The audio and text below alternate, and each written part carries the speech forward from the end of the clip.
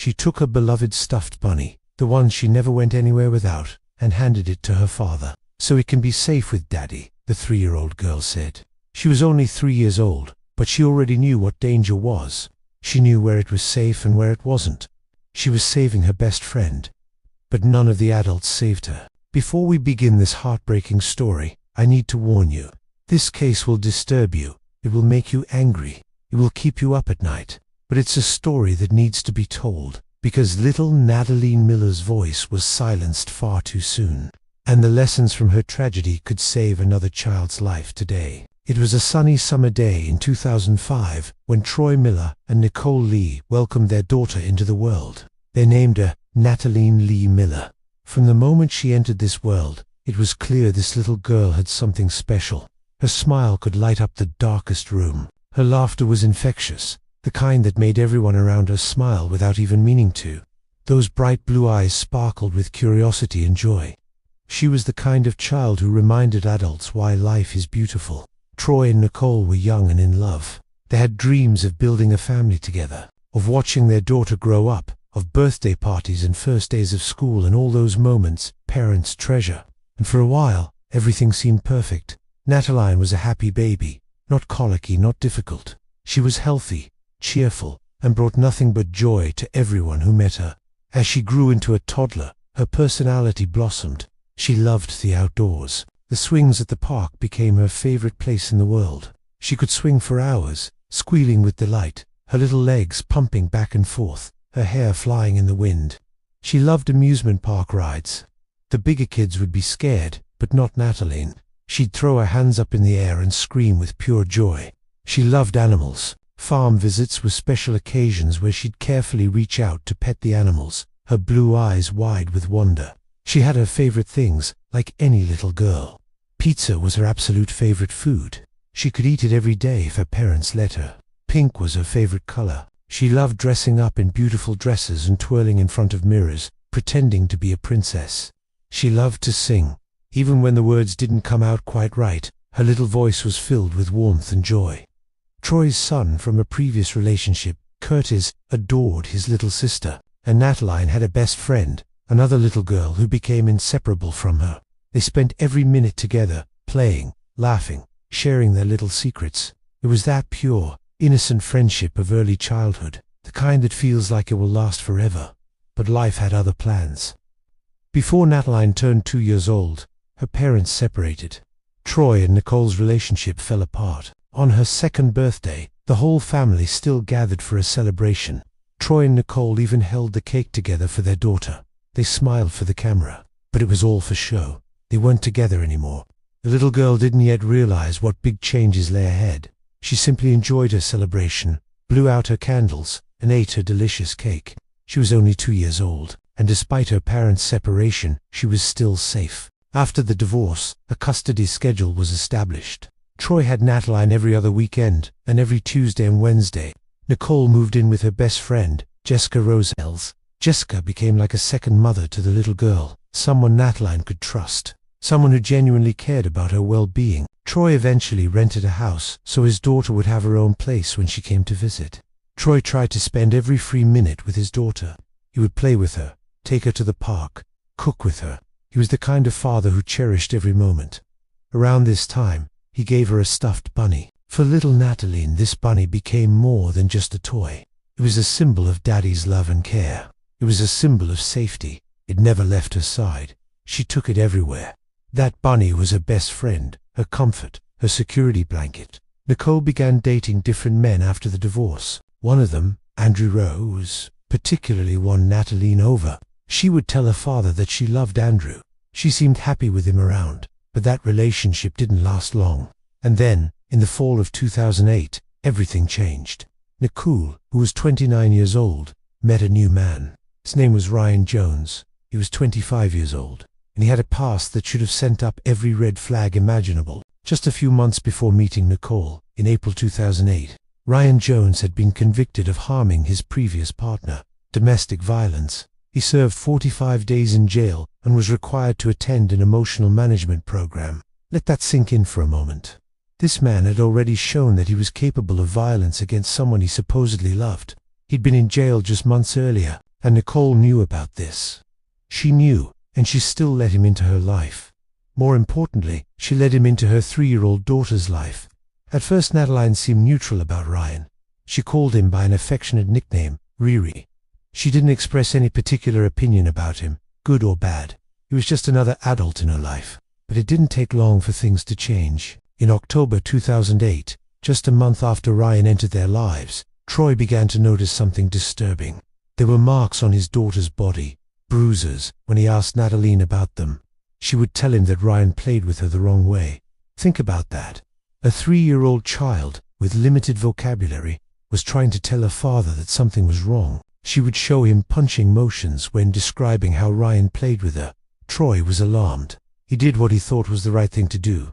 He called Nicole a hole. He expressed his concerns. He told her that if Ryan couldn't control his strength when playing with a child, then they needed to stop playing like that. But Nicole's response was cold and dismissive. "Don't interfere in my life," she told him. "Not thank you for telling me, or I'll look into it, or I'll protect my daughter. Just don't interfere in my life." The marks kept appearing. Troy would notice them every time he had Nataline bruises in strange places. When he'd ask about them, Nataline would mention Ryan. Nicole always had excuses. They were just playing. She fell. She's clumsy. It was an accident. Always an excuse. Never concern. Never protection. Jessica Roselles, who was living with Nicole and Nataline, couldn't help but notice things too. In December 2008, she saw a mark on the little girl's left cheek. When she asked what happened, Nataline first said she'd been with Ryan, but then quickly changed her story. "I don't remember," the 3-year-old said. But then she added something that should have sent chills down everyone's spine. "Mommy will get mad." A 3-year-old child already knew that if she told the truth, her mother would be angry. Not angry at Ryan for hurting her, angry at her own daughter for speaking up. Think about what that does to a child. Think about how terrifying it must have been for Nataline to know she could untell the truth without making her mother mad. The incidents continued. Jessica noticed that Nataline's lip looked unusual. When she asked about it, the little girl refused to explain. "Mammy will get mad," she said again. Then came the hairdryer incident in February 2009. Jessica noticed that Nataline's ears looked bad.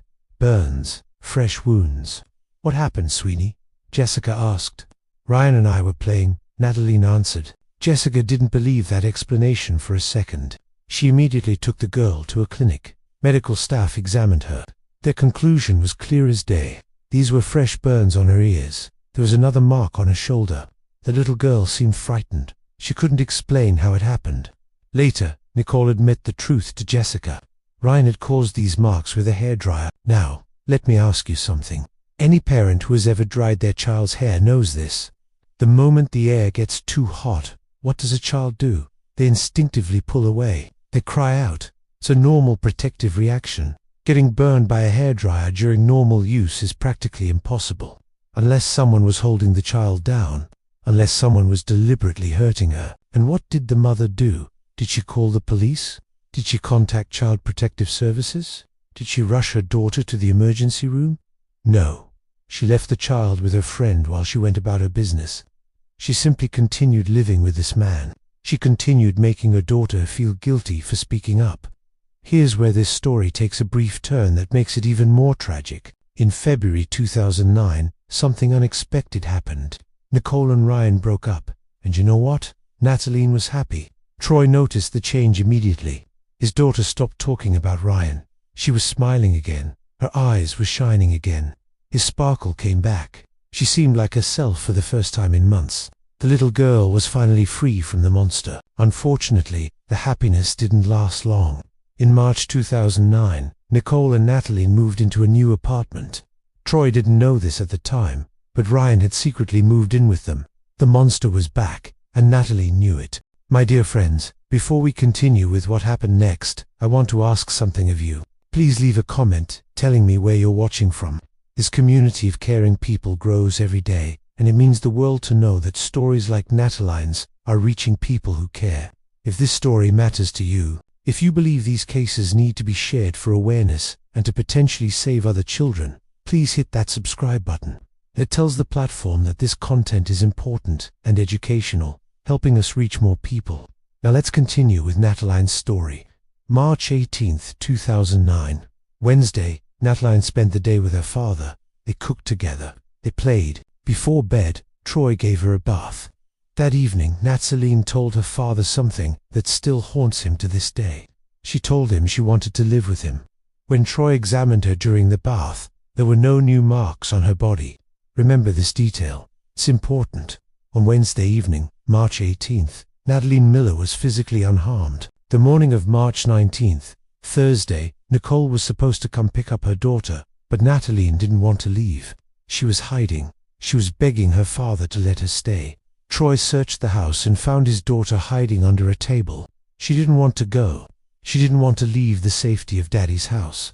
But Troy did what he thought was the right thing to do. He followed the custody schedule. He didn't want to create problems. He didn't want to seem like he was being difficult. So he picked up his crying daughter and carried her to her mother's car. Right before getting into her mother's car, Nataline did something that Troy Miller hasn't stopped thinking about for the last 15 years. She took her beloved stuffed bunny, the symbol of Daddy's love, the symbol of safety, and she left it behind. So it can be safe with Daddy, she said. She was 3 years old, and she knew she was going somewhere dangerous. She knew the bunny wouldn't be safe where she was going. So she left it with the person she trusted most. In the car, Nataline stared out the window. She wouldn't look at her father. She was crying. That was the last time Troy Miller saw his daughter alive. March 20th, Friday. Jessica Rosells spent the morning with Nataline. The little girl drew a picture. This picture would later be shown at trial, a final piece of artwork from a child whose creativity would soon be silenced forever. March 21st, Saturday. Nicole, Ryan, and Nataline went to McDonald's. Several witnesses saw what happened there. Ryan was yelling at the little girl. Nataline looked terrified, and Nicole, she sat in silence. She didn't protect her daughter. She didn't intervene. She just sat there while this man terrorized a 3-year-old child in public. That same day, Jessica's cousin, Ernesto Rosells, heard Ryan say something chilling about Nataline, something like, she's not needed, or more specifically, that she was a little girl and that he had no use for her around him.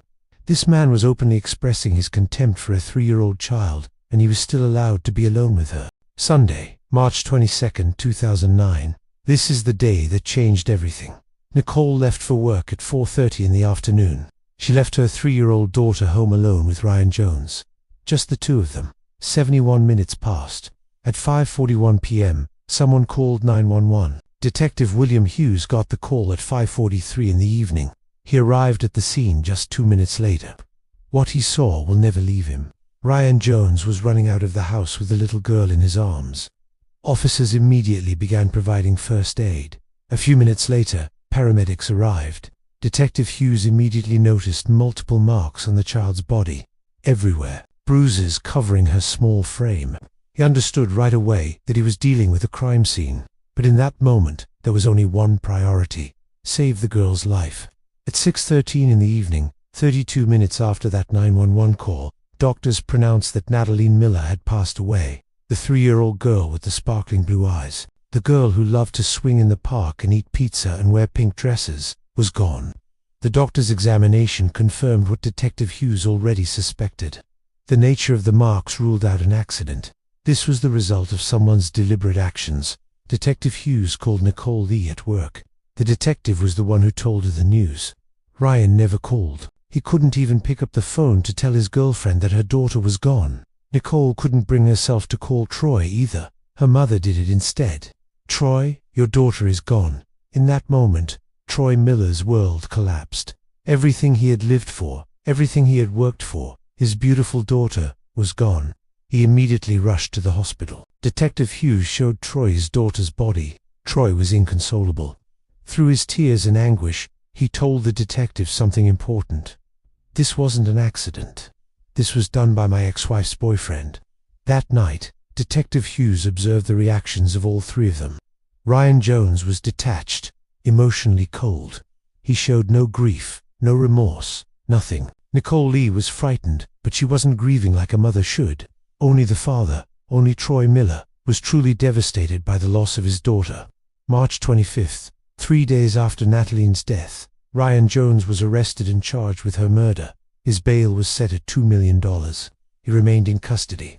March 27th, the community gathered to say goodbye to Nataline. Troy was shocked when he arrived at the service. Among the photos displayed of Nataline were pictures of her with Ryan Jones. The man who had just been arrested for her murder was represented at her memorial service. That's what her mother decided. That's how Nicole Lee prioritized her relationship with Ryan Jones over the memory and dignity of her own daughter. The autopsy results told a horrifying story. Nataline had suffered multiple blunt force trauma to her head. There was substantial bleeding between her scalp and skull. Inside her skull, there was extensive bleeding under the protective membrane of her brain. The bleeding was red, which indicated fresh wounds. These injuries happened shortly before her death. She had also suffered severe abdominal trauma and chest trauma. The medical examiner's conclusion was clear and unequivocal.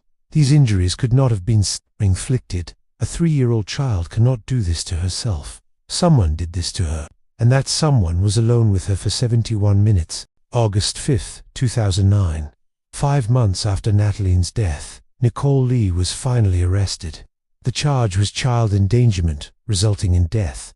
Months passed, years, preliminary hearings, evidence collection, pre-trial procedures. Ryan remained in custody. Nicole remained free. Troy continued fighting for justice. He kept his daughter's room exactly as she left it. That same bunny, the one she gave him to keep safe, still lay on the bed. More than 4 years passed before Ryan Jones's trial finally began in late 2013. Troy Miller testified about what he had seen. The marks, the bruises, the months of warning signs. Jessica Rosales testified about the same things. She brought photos she'd accidentally taken while Nataline slept, photos that documented the injuries. Medical experts testified, and Jessica testified about the most important thing. About the moment when Nataline stopped calling Ryan by his nickname and started calling him something else. Monster. The little girl called him a monster, and she didn't want to go to the monster's house. Medical experts were unanimous in their conclusions. This wasn't an accident. The child had been improperly treated for months. The injuries she sustained on March 22nd could not have been accidental. Someone deliberately hurt this little girl, and that someone was Ryan Jones. In the courtroom, among the spectators, sat Nicole Lee. She didn't sit with Troy. She didn't sit with Nataline's grandmother. She came to support Ryan Jones, the man accused of killing her daughter. Let that sink in for a moment. The mother of the victim came to court to support the killer. December 20th, 2013. The jury returned their verdict. Ryan Jones was found guilty of second-degree murder and assault on a child, causing death. He was acquitted of first-degree murder, meaning the jury didn't believe he'd planned to kill Nataline, but they absolutely believed he was responsible for her death. The judge announced the sentence on February 19, 2014, 25 years to life. Ryan Jones would be eligible for parole around 2034. He'll be about 50 years old, if he's ever released, that is, but the story doesn't end there. Nicole Lee still had to face trial for her role in her daughter's death. Her trial began in June 2014. Now, the jury heard something that wasn't presented at Ryan's trial. Those recorded phone conversations between Nicole and Ryan from jail. Conversations made just days after Nataline died. In those calls, Nicole talked to Ryan about the memorial service, about how he was represented there with photos. "I love you," she told him over and over. "I'm so sorry you have to go through this. I'm with you 100%. Read that again. "I'm sorry you have to go through this." Not, "I'm sorry my daughter is dead." Not, "How could you do this to my baby?" She was comforting him. She was apologizing to him for having to deal with being arrested for murdering her child. She wasn't grieving her daughter. She was supporting her daughter's killer. Nicole testified in her own defense. She claimed that Nataline was just a clumsy child who constantly hurt herself. She said all the marks were the result of accidents. She denied Troy's testimony. She denied Jessica's testimony. She defended Ryan, saying he didn't know what happened and tried to save the girl. She looked the jury in the eyes and insisted that everyone else was lying, that all those witnesses, all those medical professionals, all that evidence was somehow wrong. But the medical evidence didn't lie. The photographs didn't lie. The witness testimony was consistent and damning. The prosecutor made a devastating observation. Nicole cried more during the trial than she did during the police interviews right after her daughter died. When she was first shown the photos of her daughter's broken body, she didn't shed a tear. But in court, trying to save herself, suddenly the tears flowed freely. The prosecutor questioned Nicole about defending Jones, even after everything. He had about telling him she loved him on those jail phone calls, about her friends and co-workers who testified that Nataline was scared of Jones, that they had warned Nicole about him. Nicole's response. She told the jury that all those witnesses were not telling the truth. Everyone was lying except her. June 9, 2014. The jury found Nicole guilty of child endangerment resulting in death. July 15, 2014. The judge handed down the sentence. 8 years in prison. Just 8 years for allowing her daughter to be tortured and killed, for ignoring every warning sign, for choosing her boyfriend over her child's safety, for defending her daughter's killer. 8 years. Nicole was led out of the courtroom in handcuffs. For the first time in more than 5 years, she was finally behind bars. But here's what makes this case even more tragic. This entire tragedy was preventable. Every single person in Nataline's life saw the signs. Every single one of them knew something was wrong. And every single one of them carries guilt to this day. Troy Miller carries a question that has haunted him for more than 15 years. What if I had called the police? He saw the marks. He heard his daughter's words. He called Nicole with his concerns, but he didn't make the one call he should have made. He followed the custody schedule because he didn't want to create problems. He didn't want to seem difficult. He trusted the system. He trusted that Nicole, despite everything, would protect their daughter. And he lost her forever. Jessica Roselles carries this pain too. She saw the injuries. She photographed them. She even took the little girl to a clinic. She offered to take Nataline into her home. But she didn't call Child Protective Services. She didn't call the police. She thought Nicole would eventually do the right thing. She was wrong. Medical personnel at the clinic saw fresh harm. They documented it, but they didn't report it to Child Protective Services as they were supposed to. They saw a 3-year-old with burns on her ears, and they let her walk out the door with no follow-up. Co-workers at the store where Nicole worked saw marks on Nataline. They saw strange behavior. A teacher at preschool noticed bruises and unusual reactions, but nobody called. Everyone knew something was wrong. But Nicole's image as a good mother, her excuses, her dismissals, held everyone back from taking action. They didn't want to seem paranoid. They didn't want to make a scene. They didn't want to be wrong. And now, everyone who could have saved Nataline doesn't sleep at night. They wake up with the same question. What if I had called? What if I had insisted? What if I had made a scene? What if I had been willing to be wrong? But those who are actually responsible.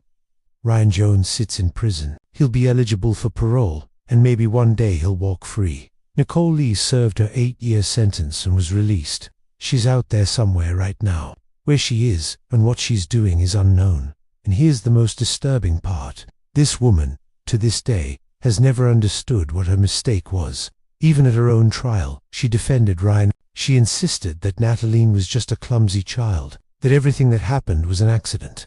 She convinced herself, and perhaps she continues to believe it even now. Sometimes, self-deception is stronger than any truth, even when that truth costs the life of your own child. Those who could have saved Nataline don't sleep at night, but those who are truly guilty, they probably sleep just fine. And that's perhaps the most terrifying lesson in this entire story. But Troy Miller didn't let his daughter's memory disappear. He didn't let her death be meaningless. In his home, a candle always burns in memory of Nataline. He created Nataline's Foundation, a grassroots effort to help eliminate child abuse through education, awareness, and prevention. For more than 15 years, Troy Miller has been turning the worst tragedy of his life into a mission to save other children. He's reached countless people with Nataline's story. He's taught parents and caregivers and community members to recognize the signs. He's taught them to make the call, even when it's uncomfortable. This story asks an uncomfortable question of each and every one of us. What will you do if you see a child with unexplained marks? If you hear a small child call an adult a monster? If you see a child hiding and crying when a parent comes to pick them up? If you notice a child who seems terrified of someone they're supposed to love? The answer needs to be simple and immediate. Call Child Protective Services. Call 911.